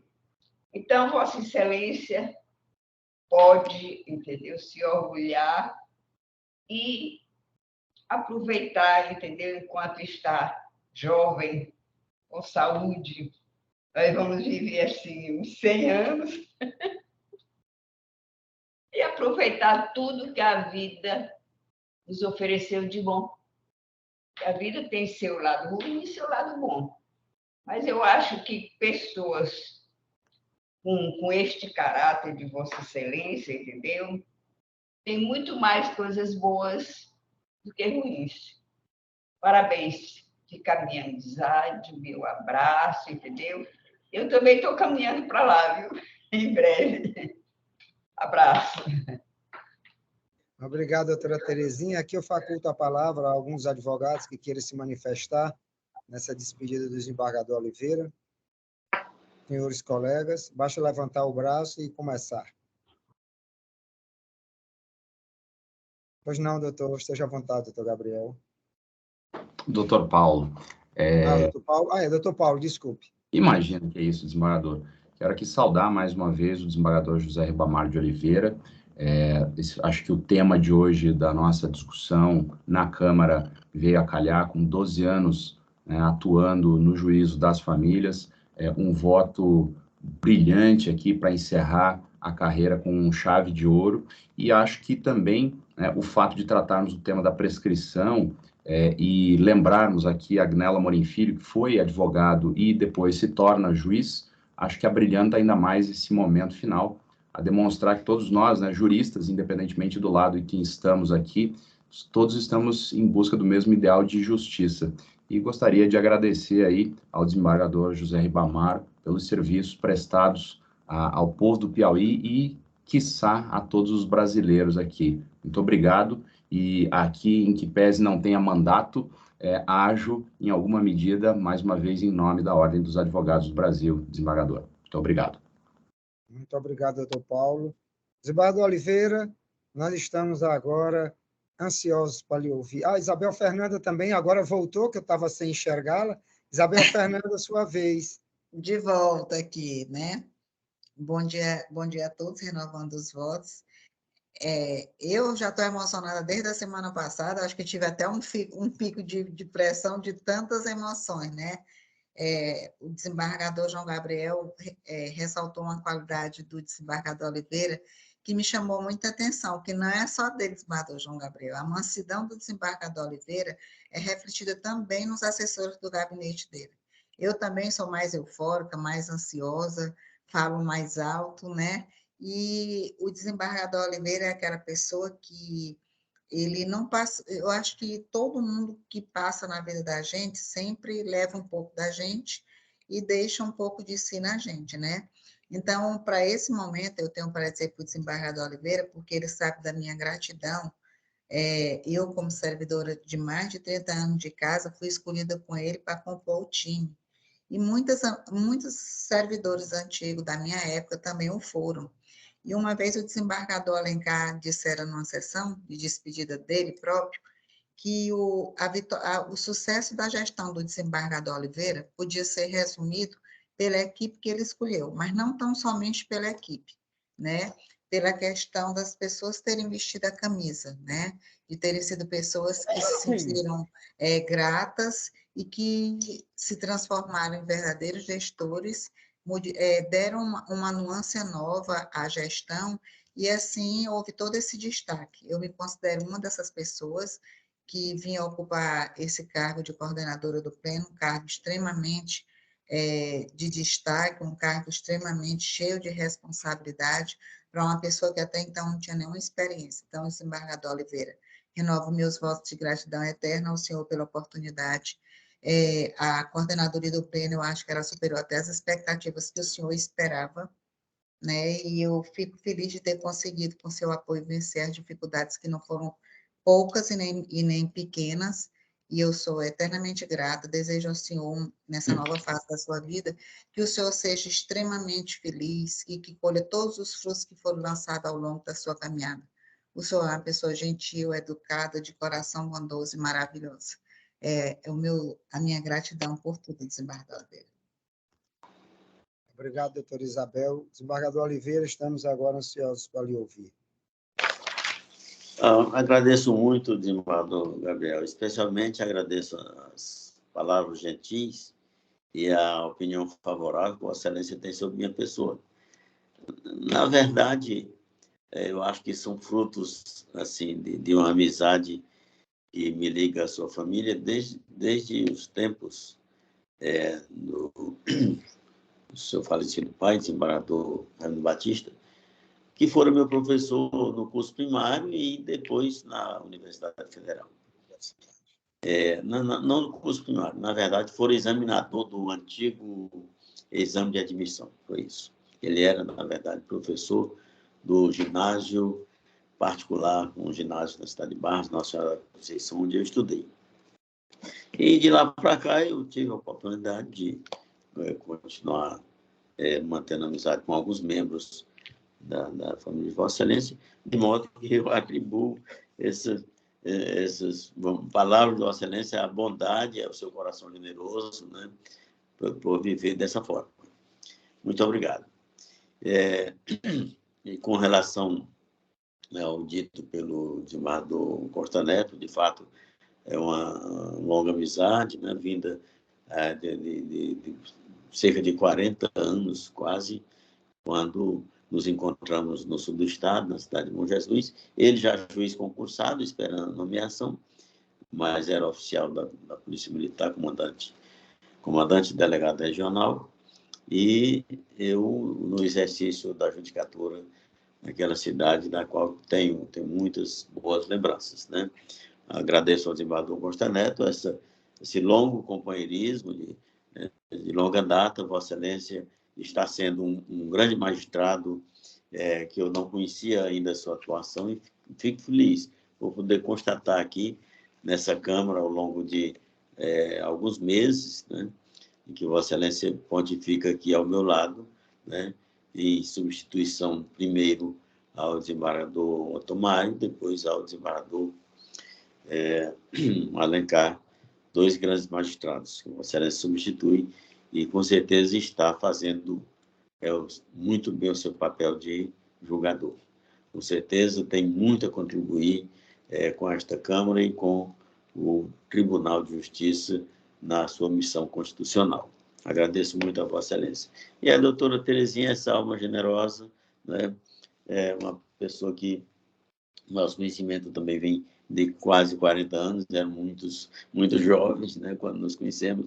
Ela pontificando como promotora de justiça da comarca de São Miguel e Castelo, onde eu também servia, e lá essa amizade vem se renovando ao longo dos anos por conta das nossas serventias. Fui interrompida ao longo da minha serventia no interior, mas depois nos encontramos aqui na capital. E a doutora Terezinha é essa pessoa, né, que também, de coração generoso, né, tem essa opinião muito favorável sobre a minha pessoa, que eu agradeço, né? Mas a doutora Terezinha é essa pessoa que tem uma história muito bonita, uma história de construção, de ter dado, vamos dizer assim, essa feição, ajudada nessa feição que o Ministério Público tem hoje no estado do Piauí. Foi chefe de gabinete por longos anos, né, pontificando com a sua capacidade jurídica, né, auxiliando os procuradores gerais. De certo que Vossa Excelência, doutora Terezinha, tem uma bela história, tem um contributo para com o judiciário, para com o sistema de justiça do Piauí, né, e, com certeza, vai deixar também um legado pela sua história e pela sua passagem como procuradora de justiça. Obrigado pelas suas palavras. Quero agradecer ao doutor Paulo Henrique as suas palavras. De fato, nós tentamos, ao longo de 12 anos na Vara de Família, fazer o melhor que pudemos fazer, né? É um trabalho desgastante e cansativo, porque você lida diariamente com as emoções das pessoas, e aí você tem que estar... um pouco como médico, né? O médico que vem de uma urgência, de uma UTI, enfim, eu acredito que no final do dia está um tanto desgastado. E assim são os juízes de família, né? O juiz de família, ele passa, vamos dizer, nas audiências, nas questões que tem que apreciar. Às vezes eu chegava em casa um pouco pesado, né? Mas aquilo serve para moldar o seu caráter e buscar até lhe fortalecer. De modo que eu agradeço a doutora Fernanda, Isabel Fernanda, essa pessoa que tem uma capacidade extraordinária de agregar, né? Ela foi, eu digo assim, lançada numa coordenadoria com pouca experiência e em pouco tempo transformou essa coordenadoria no modelo de gestão dentro do tribunal. Então, meus parabéns, a sua amizade vem da sua irmã, doutora Marta Celina, conheci o seu pai, né? O procurador de justiça, doutor Manuel, e de certo que as suas palavras, para mim, não me surpreendem, tendo visto que a senhora sempre me deu esse tratamento muito bom e generoso. Muito obrigado. Eu quero agradecer a todos, aos senhores advogados, aos senhores magistrados, a doutora Terezinha, enfim, ao doutor Costa Neto, o desembargador João Gabriel, o desembargador Aderso, não sei se está presente, mas já contribuiu bastante, né, tendo participado dessas sessões. E um bom dia, um Feliz Natal e um Ano Novo muito feliz a todos as senhoras e senhores. Obrigado. Parabéns novamente, desembargador Oliveira. E demonstrou nessa seu manifestação aí, realmente, tudo aquilo que a gente falou e que o senhor merece. Isabel, tu ias falar alguma coisa? Desembargador, o doutor Paulo está aqui, mas não tem problema. Nós temos uma pauta da pública, eu não abri essa sessão ainda, em razão de que eu não teria noção de quanto tempo essa sessão demoraria. Indago de Vossa Excelência se a gente abre um novo link ou se eu passo esse próprio link para o advogado que pediu sustentação nos dois processos. Ou seja, eu acho que eu vou encerrar, porque, de qualquer maneira, eu estou no perfil da especializada. Era isso que eu ia dizer, que nós temos Desculpa. já, né, estamos nesse perfil. Eu vou sair, eu vou remarcar, eu vou abrir, vou enviar para Vossa Excelência o link e vou dar uma ligadinha para o advogado só para falar dessa questão. Tá bom, então? Tá. Eu vou dar um intervalo de 10 minutos para que todo mundo possa beber uma água, tomar um cafezinho e a gente retoma na pública. Tá bom, então? Tá ótimo. Vou aguardar. Vamos aguardar. Saindo, abraço a então, todos. viu?